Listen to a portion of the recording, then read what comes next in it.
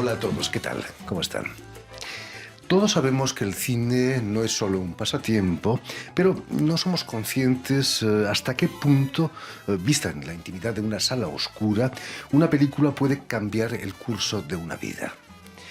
Ernesto Che Guevara hubiera sido otro hombre si no hubiera visto la película Soy un fugitivo de Mervyn LeRoy, según cuenta nuestro invitado de hoy, el profesor e investigador argentino Joaquín Manzi, en su libro Ernesto Che Guevara va al cine.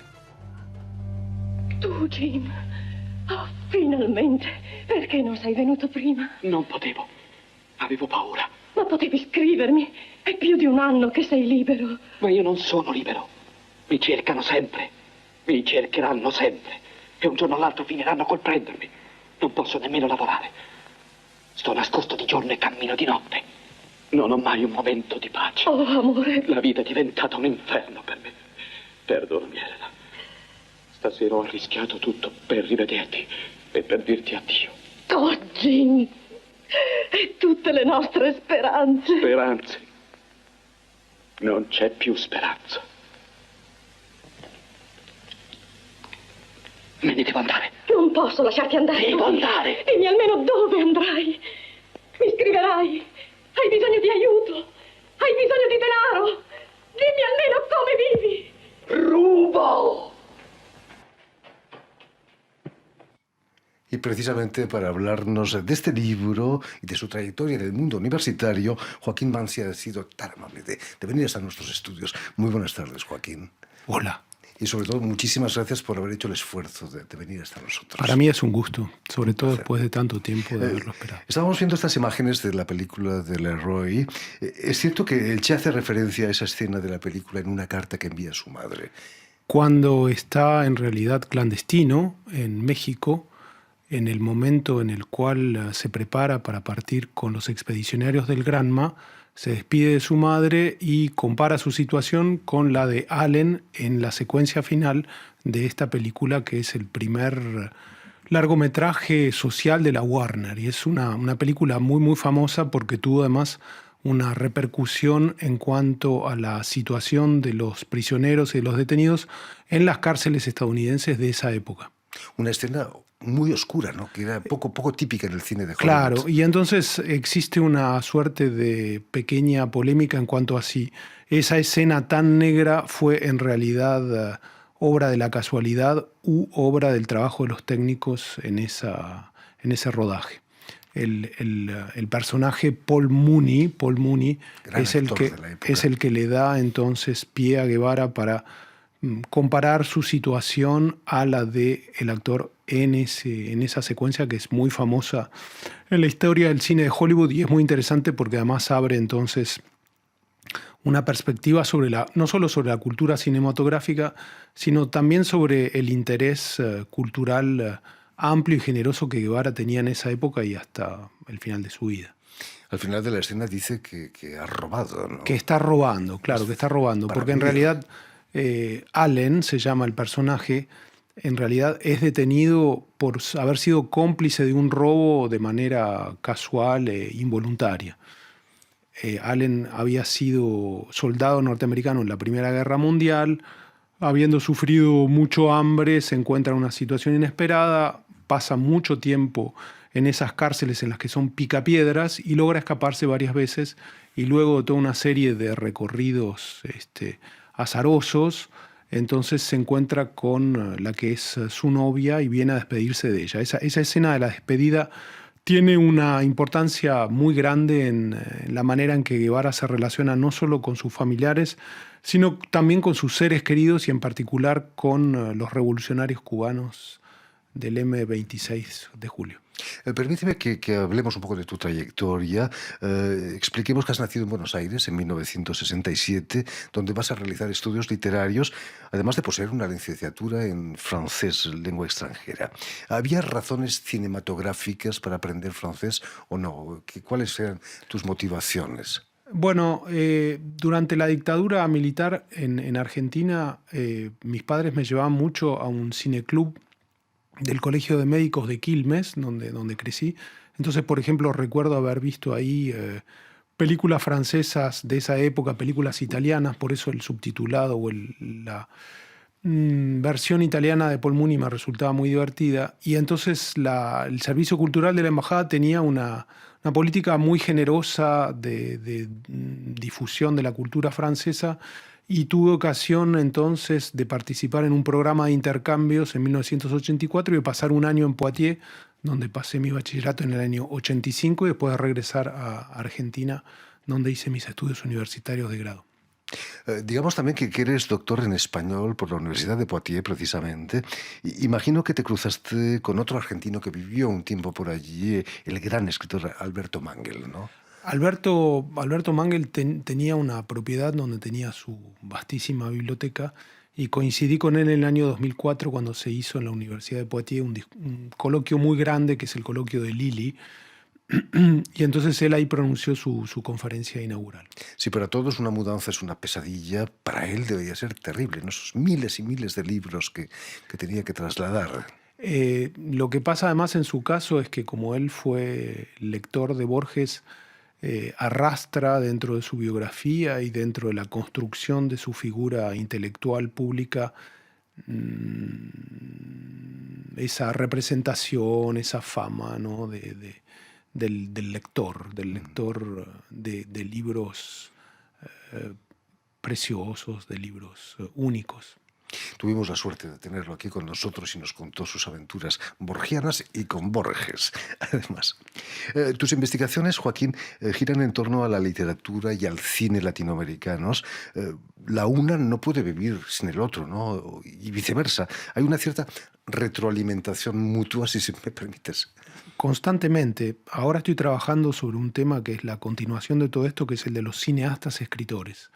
Es decir, que el cineasta, cuando empieza a trabajar en un proyecto, comienza a escribir, y por ejemplo Raúl Ruiz, el cineasta chileno, antes de empezar un rodaje, escribía poemas para encontrar el tipo de imagen que quería obtener en su rodaje. Es tan solo un caso, pero es muy, digamos así, simbólico de lo que es la interrelación entre la escritura y la imagen. Y el invento del cinematógrafo en realidad encierra ya en su nombre mismo el grafo, ¿no? La escritura.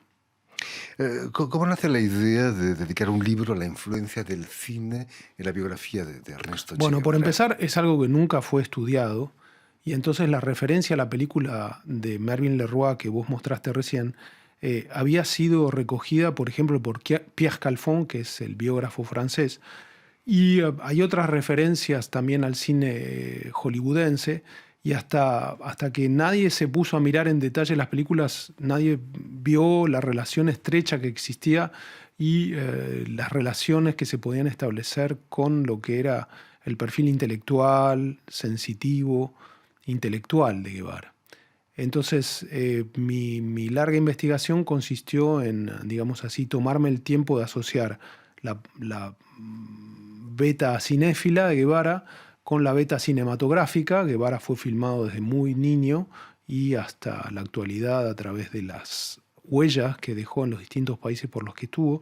Y hay una dimensión intermedia, que es fundamentalmente el hecho de que él también fue actor de secuencias documentales, fue filmado en distintos lugares, hay secuencias que son muy interesantes y además muy entrañables para nosotros, que somos no solo de un país, pero también de un continente, y entonces escucharlo a Guevara hablando con un acento irreconocible, que no era ni cubano, ni mexicano, ni argentino, resulta muy atractivo. Y es esa tercera beta, entonces la cinematográfica, en el sentido estricto, la que compone el tercer pilar del libro. Y yo trato de ir asociándolos paralelamente a la biografía de Guevara.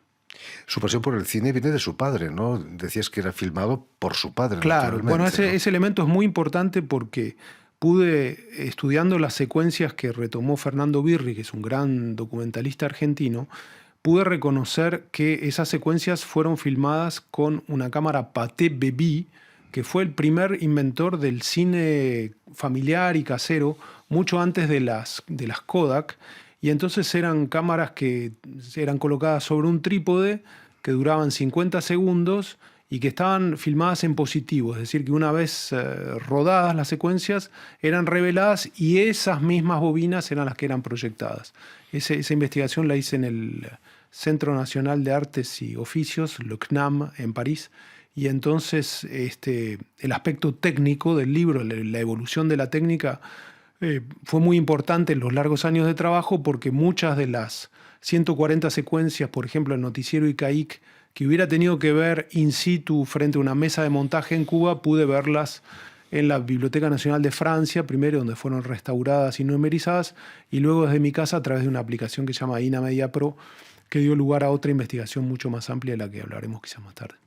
En los años 80 el padre del Che Guevara aparece en una película, la película de Fernando Birri, Mi hijo el Che, en la que lleva un reloj que tiene una historia extraordinaria, ¿no? Bueno, es el que estamos viendo en pantalla ahora, es el reloj que le dio Fidel Castro a Ernesto Guevara cuando fue nombrado comandante de la columna 4 del ejército rebelde, del ejército revolucionario.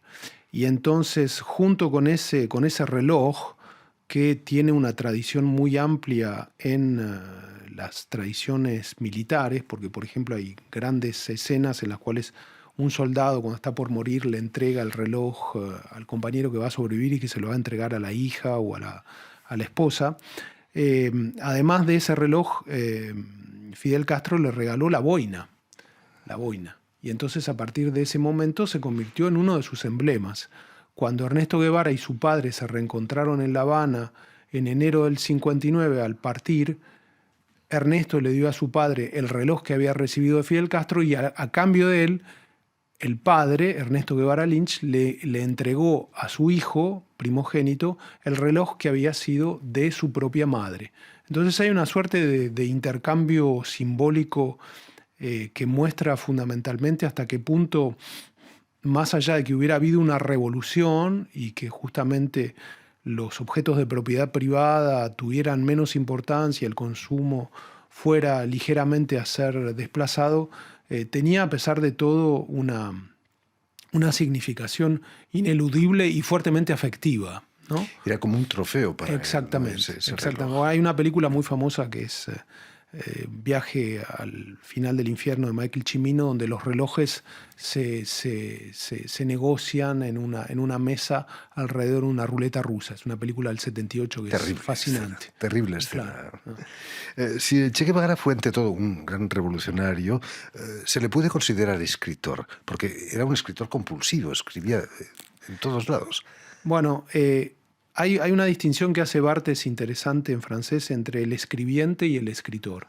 El escribiente es aquel que escribe sin aspiraciones o sin pretensiones a crear con esa escritura algo digno de interés o de valor estético, y el escritor es aquel que hace de su escritura, si vos querés, la meta principal de su existencia a través de la búsqueda, entre otras cosas, de su inscripción en la tradición y de la renovación del hecho mismo de la escritura, ¿no? Entonces, lo que yo trato de mostrar en el libro es que para Guevara, a través de las escrituras de, por ejemplo, diarios íntimos, de reseñas de libros y fundamentalmente también de memorias, una vez que él había escrito sus libros, lo que había era, por un lado, la transmisión de un mensaje para las generaciones futuras, cosa que hizo también las cartas, que son muy, muy famosas, y fundamentalmente también una constitución de su propia identidad y de su propia búsqueda subjetiva, ¿sí? Eso se plasma a través de las palabras que uno va escribiendo en un cuaderno y que luego son reescritas para publicación o para transmisión. Había un contenido político, sin duda, en esos escritos. No solo, es lo que es interesante. Hay un ensayo muy bueno de Ricardo Piglia, que es un escritor, crítico y profesor argentino que trabajó durante mucho tiempo en Estados Unidos, que es el Che lector, ¿no?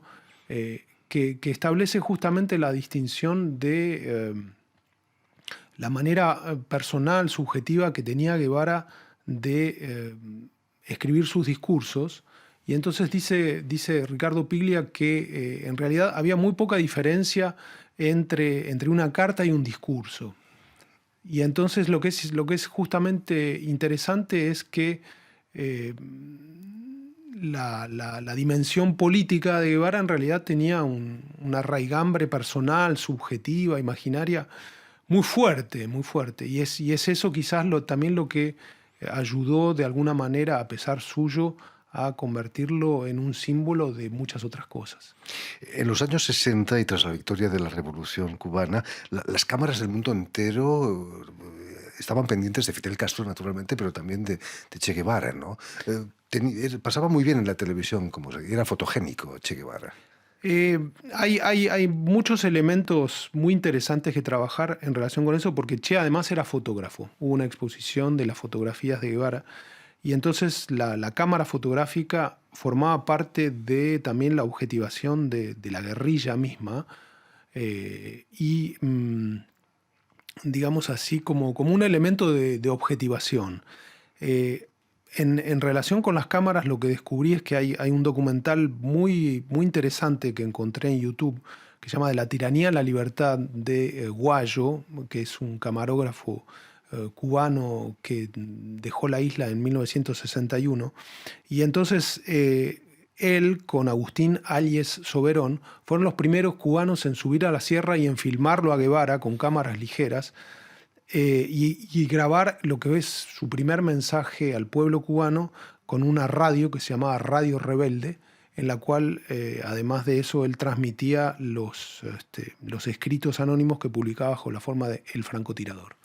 Entonces hay todo ese perfil subjetivo, creativo, que lo hace muy, muy querible, muy entrañable a Guevara, ¿no? Estamos viendo imágenes de la fotografía de un artista que ha trabajado sobre la fotografía de Alberto Korda, que convirtió a Che Guevara en un icono. Sin esa fotografía quizás no sería lo que es hoy, ¿no? La fotografía fue sacada el 5 de marzo de 1960 en un acto que repudiaba el atentado de la explosión del barco La Coubre en el puerto de La Habana, donde Cuba recibía armas y fundamentalmente también municiones que venían de Bélgica, en la época en la que ya Cuba estaba sufriendo el embargo norteamericano.